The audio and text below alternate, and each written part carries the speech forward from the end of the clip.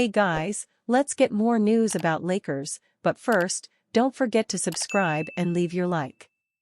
NBA rumors, insider douses cold water on Lakers-Jazz trade scenario. It's no secret that the Los Angeles Lakers want to upgrade their roster, though new coach J.J. Redick has seemingly maximized their existing talent to go on a 3-1 start this season. However, in recent years, the Lakers have always pulled the trigger when a trade made itself available, and rumors have persistently linked them to the Utah Jazz, particularly their defensive big man Walker Kessler. Still, no trade might happen between the two teams anytime soon, according to NBA insider/analyst Rick Bucher. Unless Danny Ainge has left the Jazz organization, I can assure you he's not doing a deal with the Lakers, much less one that helps them, Bucher posted on X, formerly Twitter.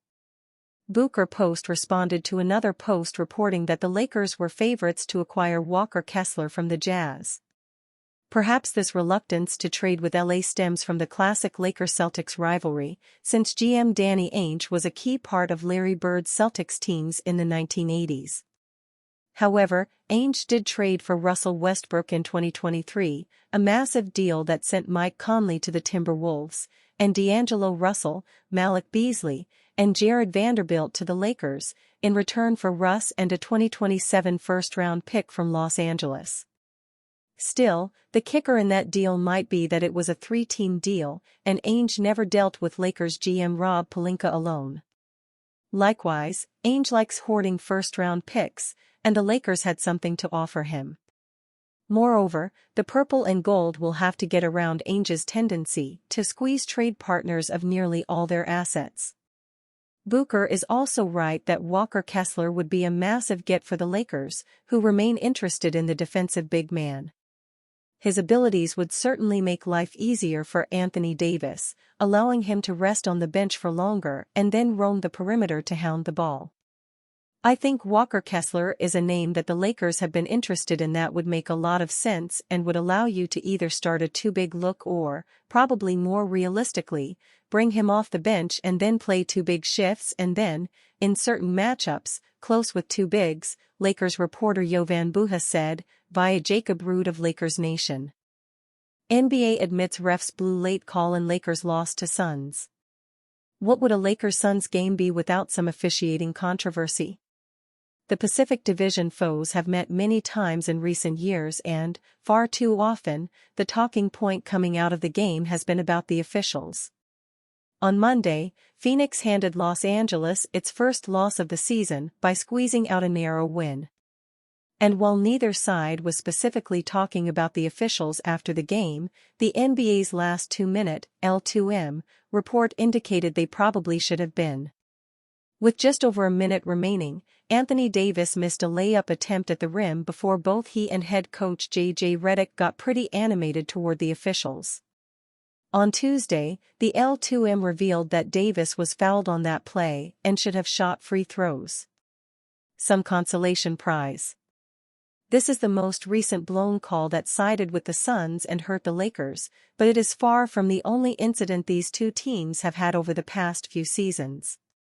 In last season's in-season tournament quarterfinal, 3 calls went against the Lakers down the stretch against the Suns.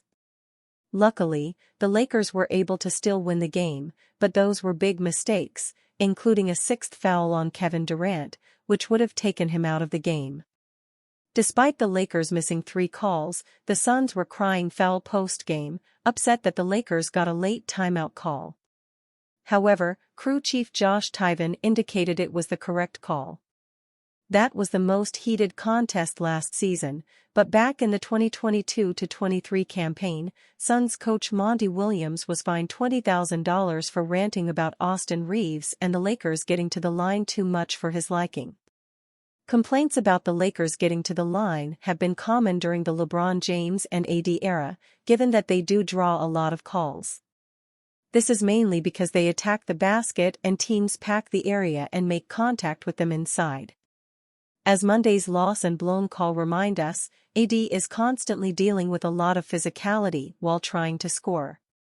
With a team like the Suns who have no answer for him down low, you can bet they'll be as physical as the refs allow.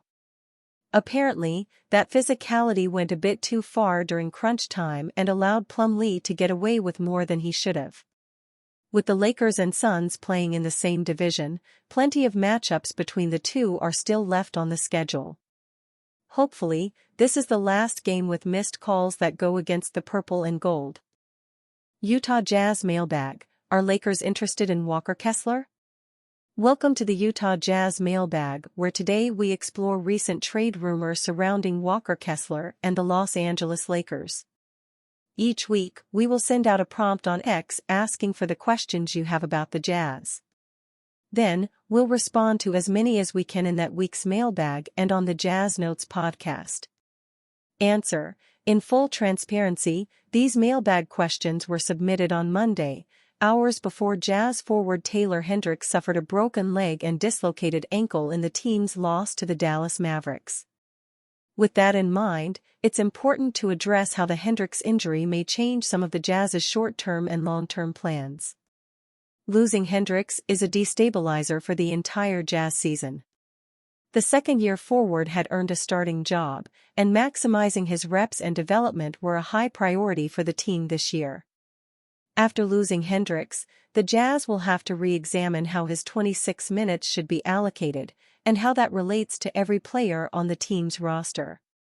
The ripple effect may result in the Jazz being more aggressive in roster movement, or may force them to batten down the hatches and take a more conservative approach to team building for the rest of the season. If the Jazz see it as an opportunity to dedicate more developmental minutes to fewer players, Kessler's value could rise on the team's priorities list. If the Jazz determine it's a lost season, they may opt to slip further into a rebuild by maximizing asset acquisition, in which case they could be more willing to move their starting center. With Hendricks's injury still so fresh, and the season in its infancy, it's difficult to project where the team will go. Now, if we were to address Kessler in a vacuum and ignore Hendricks's injury, this becomes an interesting conversation. The Athletic's Jovan Buha reported Kessler is a name the Lakers have kicked the tires on in the past, and with their promising start to the year, may be someone they revisit this season. The Jazz were reportedly seeking 2 first-round picks in exchange for Kessler this offseason, but have been excited about the center's development in the early parts of the season. The question then becomes, do the Jazz see Kessler as a long-term solution at center, or would they prefer to sell high on the third-year big man? The Jazz already own the Lakers' 2027, with protections keeping in LA if the pick winds up between 1 to 4, but the Lakers have control of their first-round picks after that.